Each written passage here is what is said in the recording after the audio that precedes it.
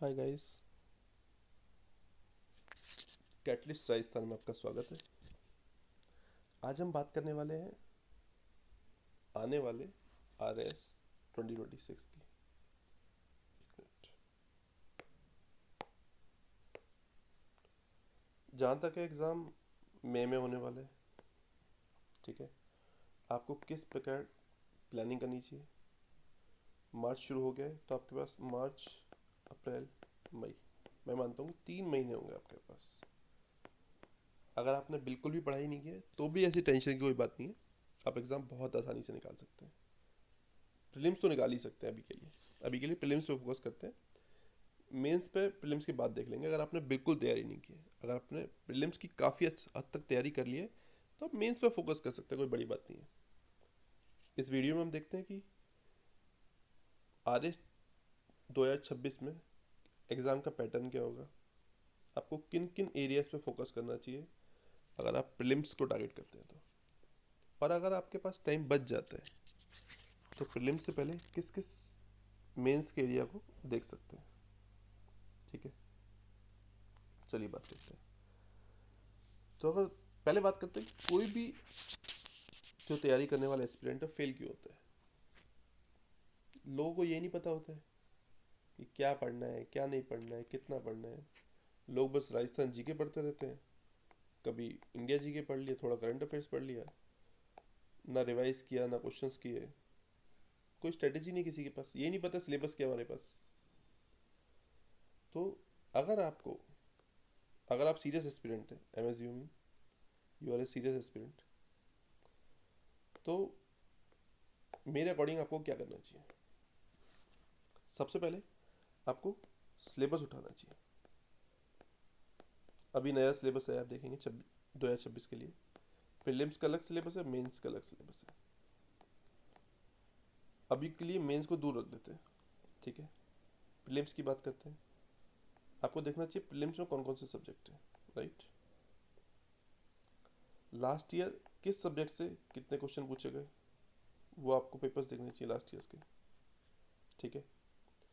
फिर आपको स्ट्रेटेजी बनानी चाहिए कि आपकी स्ट्रेटेजी क्या होगी। स्ट्रेटेजी बनाने के बाद आपको उसके अकॉर्डिंग पढ़ाई करनी चाहिए, रिवीजन करना चाहिए और क्वेश्चन सॉल्व करने चाहिए, ठीक है। पर लोग ये सब करते ही नहीं है। लोग क्या करते हैं, थोड़ा राजस्थान जी के पढ़ा, थोड़ा इंडिया जी के पढ़ा, बस यहीं घूमते रहते हैं, कुछ 4-5 क्वेश्चन सॉल्व किया, एग्ज़ाम देते हैं। पर आपको पहले सिलेबस देखना है, लास्ट ईयर के पेपर्स देखना है, आपको अपनी स्ट्रेटेजी बनानी है। और सिर्फ स्ट्रेटेजी बनानी नहीं है, आपको टिका रहना है उस पर। लोग महीने में 4 बार स्ट्रेटेजी बनाते हैं, फाड़ते हैं, फिर स्ट्रेटेजी बनाते हैं। आपको नहीं करना है, आपको एक बार के लिए अच्छी स्ट्रेटेजी बनानी है और उसको प्रीलिम्स तक टिके रहना है उस पर। फिर उन क्वेश्चंस के लिए पढ़ाई करनी है, रिवीजन करना। रिवीजन बहुत, मतलब अगर मुझसे एक चीज़ पूछी जाए कि अगर आप ऐसा क्या करेंगे जिससे आप RS निकाल सकते हैं, तो मेरे अकॉर्डिंग वो वर्ड है रिवीजन। रिवीजन ही एक ऐसी चीज़ है जो आपको दुनिया से आगे ले जा सकते हैं। लोग रिवाइज ही नहीं करते हैं। तुम देखें तो सिलेबस नहीं होता है लोगों के पास, कोई रोड मैप ही नहीं होता, स्ट्रेटेजी नहीं होती है। इतनी किताबें होती हैं कि बस क्या ही कोई बता सकता है इन किताबों के बारे में। कोई रिवीजन सिस्टम ही नहीं होता है। आज ये रिवाइज किया, कल ये रिवाइज किया, परसों रिवाइज किया, फिर इसको छोड़ दिया। No revision strategy. देखते कि एग्ज़ाम का स्ट्रक्चर क्या होता है। देखिए, सबसे पहले आपका प्रीलिम्स होता है, जो कि शायद इस बार महीने में होगा। फिर 4 से 5 महीने का आपको टाइम मिलता है मेंस प्रिपेयर करने के लिए। फिर मेंस होता है आपका। इसके बाद 2 से 3 महीने में आपका पर्सनैलिटी टेस्ट बोल दीजिए इसको, या इंटरव्यू बोल दीजिए। अब देखते हैं कि प्रीलिम्स में क्या क्या पूछा जाता है, मेंस में क्या पूछा जाता है। प्रीलिम्स में आपका एक पेपर होता है, ठीक है। इसमें 150 क्वेश्चन आपसे पूछे जाते हैं, जो कि 200 मार्क्स के होते हैं क्वेश्चंस। नेगेटिव मार्किंग भी होती है 1/3 of the marks allotted to that question. Mains में आपके 4 पेपर होते हैं, पेपर 1, पेपर 2, पेपर 3, पेपर 4। ये सारे 200 मार्क्स के होते हैं। आपको 3 घंटे का समय मिलता है एक पेपर को लिखने के लिए। आप देखेंगे तो प्रीलिम्स जो होता है वो ऑब्जेक्टिव टाइप पेपर होता है। आपको एक क्वेश्चन दिया होता है, उसके साथ 4 ऑप्शन दिए, 5 ऑप्शन है एक्चुअली आजकल देते हैं। आपको एक ऑप्शन उसमें से मार्क करके आगे बढ़ना होता है OMR शीट पे। मेंस में आपको कॉपी मिलती है, क्वेश्चन लिखा होता है और आपके आंसर लिखने के लिए स्पेस छोड़ा होता है, फिर क्वेश्चन होता है, फिर स्पेस होता है। ठीक है, इंटरव्यू की बात बाद में करते हैं। मैंने बताया कि प्रीलिम्स में आपको एक पेपर होता है, 150 मार्क्स होते हैं, 200 क्वेश्चन आपसे पूछे जाते हैं। नेगेटिव मार्किंग 1/3, ये ऑब्जेक्टिव टाइप पेपर होता है। प्रीलिम्स में आपसे क्या पूछा जाता है? Mostly Rajasthan GK, Indian GK, math reasoning, science and tech, current affairs, यही मोस्टली पूछा जाता है। अगर आप मार्क्स का डिस्ट्रीब्यूशन देखें, प्रीलिम्स में आपसे किस सब्जेक्ट से कितने क्वेश्चन पूछे जाते हैं, तो मैं अगर डिवाइड करता हूँ इसको, तो राजस्थान जीके देखेंगे, Indian GK, okay, science and tech, current affair, math reasoning, ये सब्जेक्ट्स हैं आपके। राजस्थान जीके को बाद में बांट सकते हैं, Rajasthan history and culture, Rajasthan geography, Rajasthan polity and administration, Rajasthan economy. Similarly आप इंडियन जीके को बांट सकते हैं। ठीक है, आप देखेंगे कि हर साल करीब 20 क्वेश्चन आपके मैथ एंड रीजनिंग से पूछे जाते हैं। 10 से 15 लिखा हुआ है साइंस एंड टेक में, बट करीब 18 से 20 क्वेश्चन आपको साइंस एंड टेक से पूछे जाते हैं। ठीक है, मेंस की बात करते हैं। मेंस को मैंने बताया 4 पेपर होते हैं आपके, 200 मार्क्स के होते हैं और डिस्क्रिप्टिव टाइप के होते हैं।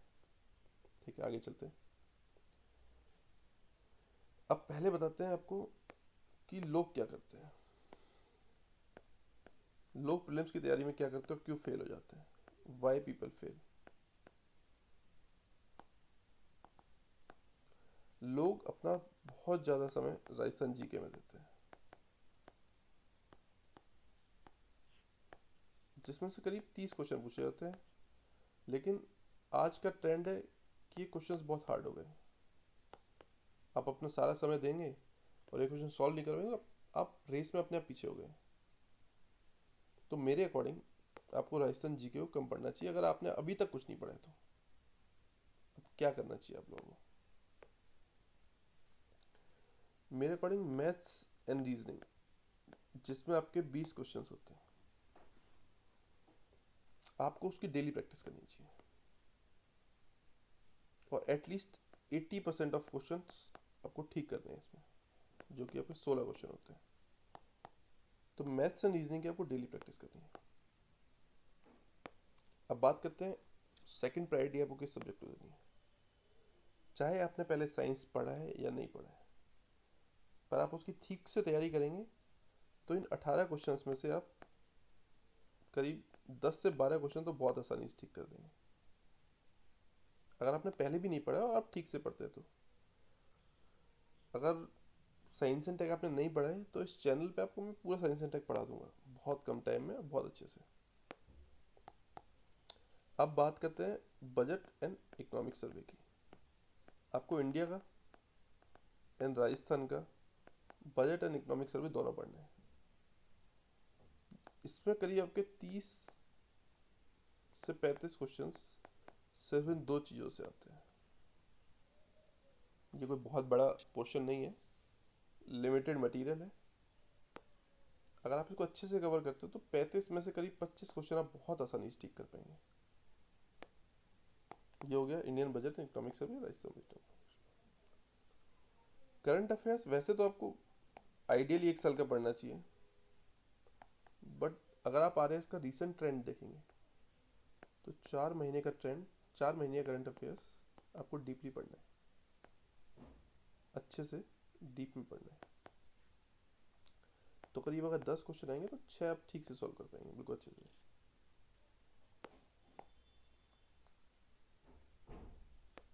अब बात करते हैं मैंने क्यों लिखा है वर्ड मैप्स को, इसके बारे में आपको बताता हूँ।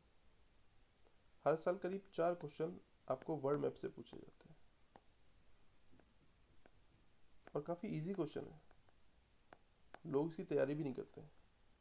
अगर आप ठीक से तैयारी करेंगे और टाइम देंगे तो 4 में से 3 क्वेश्चन तो बहुत ही आसानी से ठीक कर पाएंगे।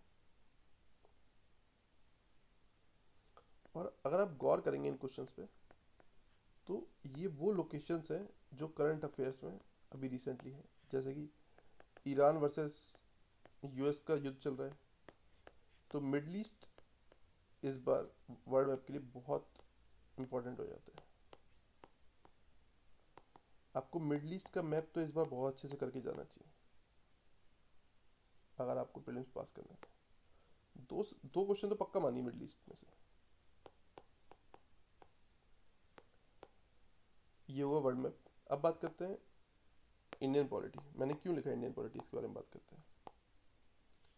5 से 6 क्वेश्चन आपसे पूछे जाएंगे और ये बहुत इजी सब्जेक्ट है। आप चाहें तो कुछ चैप्टर में फोकस करके, जैसे कि हो गया आपका Indian parliament, fundamental rights, DPSP, अगर 6 क्वेश्चन आते हैं तो उसमें से 3 से 4 क्वेश्चन तो इन 3 चैप्टर्स में से आएंगे। तो ये आपको पढ़ के उसके एमसीक्यू सॉल्व करने हैं। अब बात करते हैं आगे। अगर कुछ लोग ऐसे हैं जिन्होंने प्रीलिम्स की अच्छी खासी तैयारी कर ली है और वो मेंस पे फोकस भी करना चाहते हैं, तो अभी उनको हिंदी ग्रामर, जो कि पेपर 4 का पार्ट है, और इंग्लिश ग्रामर भी पढ़ना चाहिए। पढ़ सकते हैं मतलब, क्योंकि काफ़ी स्कोरिंग पोर्शन है। और एक पेपर 2 में एक पार्ट है साइंस एंड टेक। मैं साइंस एंड टेक क्यों बोल रहा हूँ, क्योंकि साइंस एंड टेक आपको प्रीलिम्स में भी हेल्प करता है, नॉट जस्ट मेंस, आपको प्रीलिम्स में भी हेल्प करता है। साइंस एंड टेक में मेंस में आपसे 14 क्वेश्चन पूछे जाते हैं जो कि 5 मार्क्स के होते हैं, और काफ़ी पोर्शन इसका प्रीलिम्स से ओवरलैप करता है।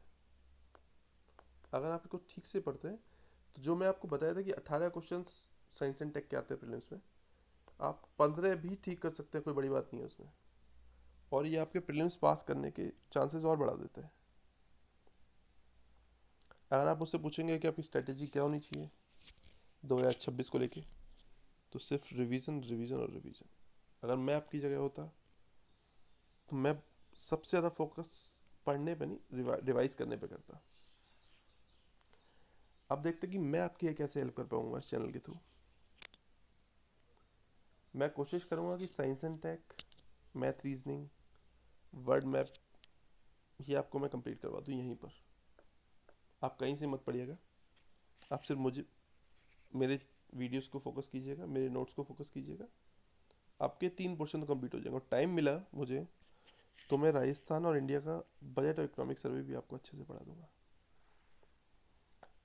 और आपको कोई भी फाइल या पीडीएफ चाहिए होगी तो टेलीग्राम चैनल को ज्वाइन कर सकते हैं आप मेरे, जिसका नाम है कैटलिस्ट राजस्थान। आप पूछेंगे पहला क्वेश्चन आज, कैटलिस्ट राजस्थान में नाम क्यों रखा है। कैटलिस्ट एक्चुअली केमिस्ट्री में कुछ कंपाउंड होते हैं,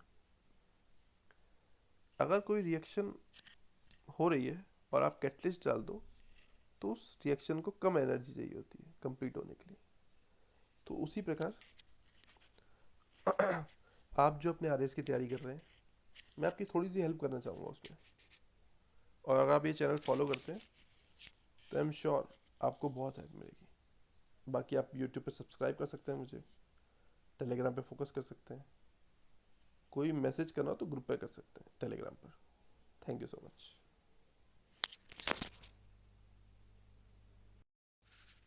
हाय गाइस, कैटलिस्ट राजस्थान में आपका स्वागत है। आज हम बात करने वाले हैं आने वाले RS 2026 की।